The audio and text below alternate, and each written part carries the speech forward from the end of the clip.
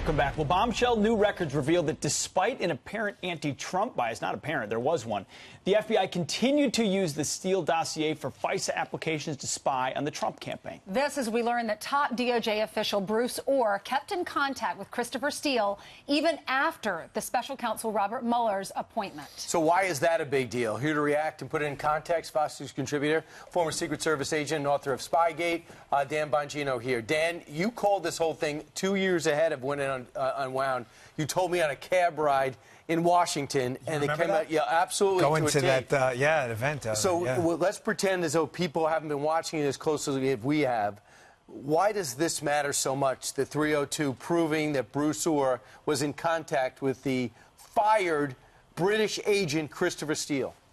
You have to understand this as an information laundering operation from the start. There was an effort to target the Trump team with information that was factually inaccurate, that he was colluding with the Russians. So, if I was going to target Brian Kilmeade for a bank robbery he didn't do and had to fabricate a story, you have to ask yourself in the audience, how would I give that story credibility and teeth? I would do it by having multiple people talk about the bank robbery you committed, even though you didn't do it. This is what happened here. You had Christopher Steele as a front. It's called the Steele dossier. It's not called the Cavalick dossier. It's not called the Simpson dossier. Why was Steele used as a front for false information by the FBI? Why was his name slapped on it?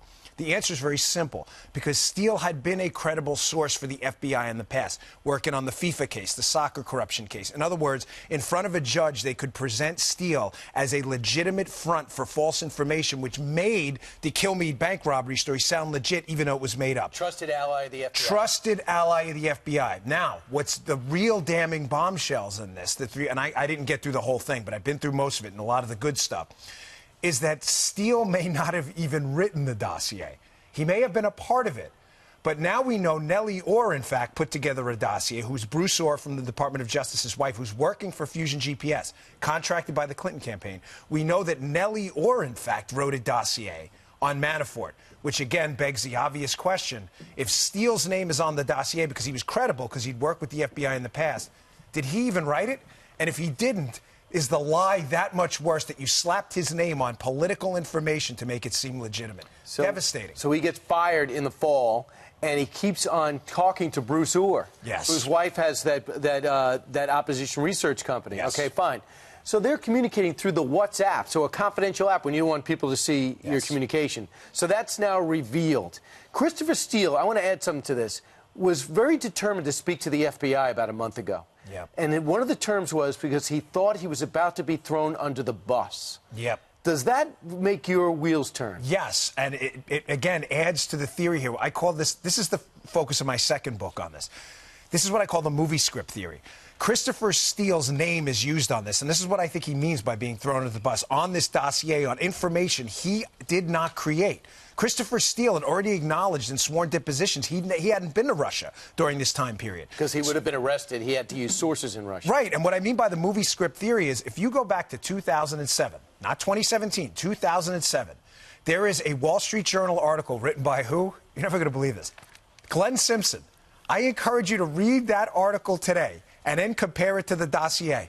It is the dossier. It's the same information. In other words, Brian, from 12 years ago, they took a movie script Simpson had, slapped Christopher Steele's name on it, changed a few of the names to Donald Trump. I'm telling you, you read it today, the cast of characters, Demetrio Firtash, Paul Manafort, they are all in that 2007 Glenn Simpson article. It's devastating. So, Dan, the election happens, and from one of these 302s, the one from January 27, 2017, the communication continues, and let me read this excerpt from the 302. It says, Ohr received a WhatsApp notification from Christopher Steele indicating that he and Steele would like to keep the line of communication open for future contact.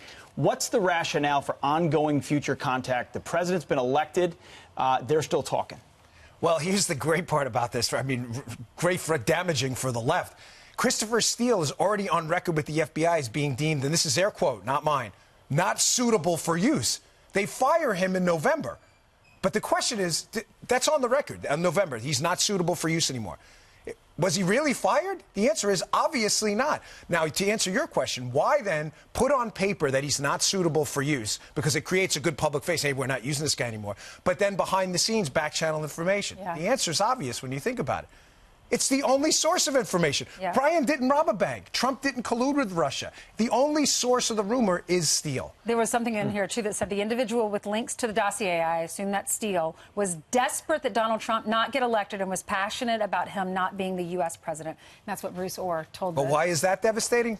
The reason that's devastating is the FBI footnote on the FISA, on paper, you can read it yourself, says, we possess no derogatory information about the source. Gee, you think the fact that he doesn't want the President of the United States has a political agenda is derogatory? I think already so. found to be leaking to the press. Maybe kind of sort of a big deal? Yeah, I would think so. Unbelievable. Thanks, Dan. Thanks, Adam.